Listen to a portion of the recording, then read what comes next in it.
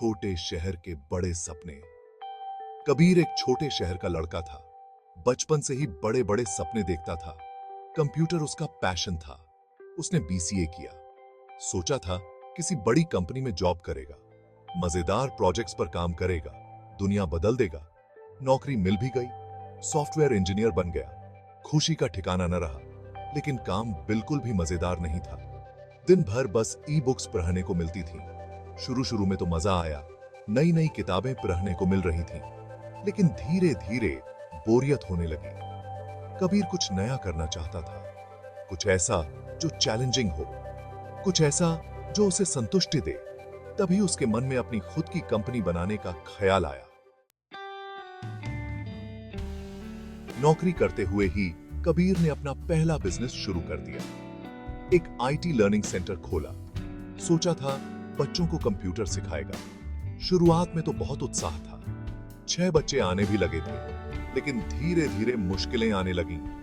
जगह का किराया बहुत ज्यादा था, मार्केटिंग में बहुत पैसे खर्च हो रहे थे, आमदनी बहुत कम थी। मजबूरन कबीर को अपना सेंटर बंद करना पड़ा। लेकिन कबीर ने हार नहीं मानी। उसने दूसरा बिजनेस शुरू किया।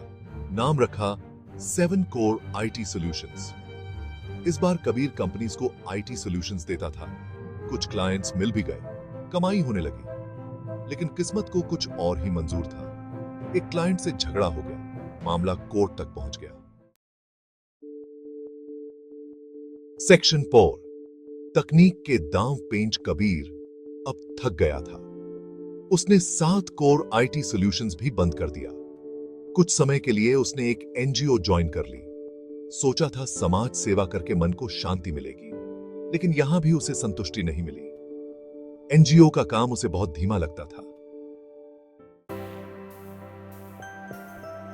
सेक्शन 5। सेवा का मार्ग। साल 2020 आ गया। पूरी दुनिया में कोविड-19 महामारी फैल गई।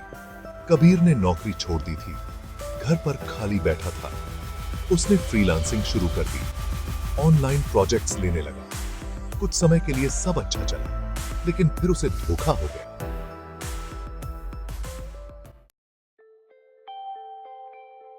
सेक्शन 6। अनिश्चितता का दौर। एक क्लाइंट ने काम करवाकर पैसे नहीं दिए। कबीर बहुत निराश हो गया, लेकिन उसने हार नहीं मानी। उसने अपना नया प्रोजेक्ट बॉस ईआरपी शुरू किया। साल 2023 में उसे लॉन्च करने की योजना थी, लेकिन अचानक उसकी कंपनी का मर्जर हो गया। उसका भविष्य फिर से अनिश्चित हो गया। कबीर का सपना अभी अधूरा है, लेकिन वह हार मानने वाला नहीं है। उसे पूरा यकीन है कि एक दिन वह अपनी खुद की कंपनी खड़ी करेगा और दुनिया बदल देगा।